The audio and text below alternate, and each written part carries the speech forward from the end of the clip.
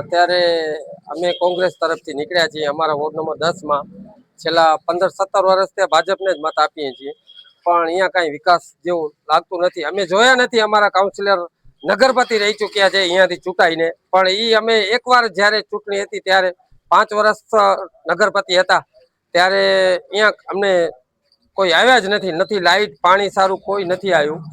પણ આજે અમે જોઈ શકો છો અહીંયા ગરબી ચોક છે, સામે મેન્ટલ હોસ્પિટલ અને ઇમામ ચોક છે, ત્યાં પણ સફાઈ કાંઈ થતી જ નથી। હવે એમ લાગે છે કે અમે કોંગ્રેસને આગળ લાવીએ તો અમારા કામ થશે આ વિસ્તારમાં, ને ખાસ સફાઈ પાણી ને ઈ જ ગટરની સમસ્યા। અત્યારે તમે જોઈ શકો છો કે ઇમામના ઓટા પાસે ગટર કેટલી વહી રહી છે, ત્યાં સફાઈ જોઈ શકો છો કેટલી નથી। ઉમેદવારો સ્થાનિક છે અને અમારા લાગણીના ઉમેદવારો છે, ખાસ કરીને બાવા સાહેબ છે, પૂનમભાઈ છે, બેનશ્રી છે।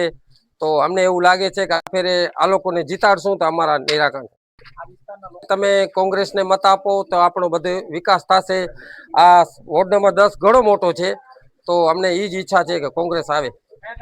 હોસ્પિટલ પાછળ છે, આરટીઓ સાઈડ છે, પછી અહીંયા વજીર શેરી છે, આ બાજુ ઇમામ ઓટો છે, માજોઠી મસ્જિદ છે, ચાકી ફરિયો છે, નોડે ફરિયો છે, વિજયનગર, ભાનુશાલી નગર, એ બધે વિસ્તાર વોર્ડ નંબર 10 માં આવે છે। અમને વિશ્વાસ છે આ લોકો માથે કે એ અમારો કામ કરી આપશે।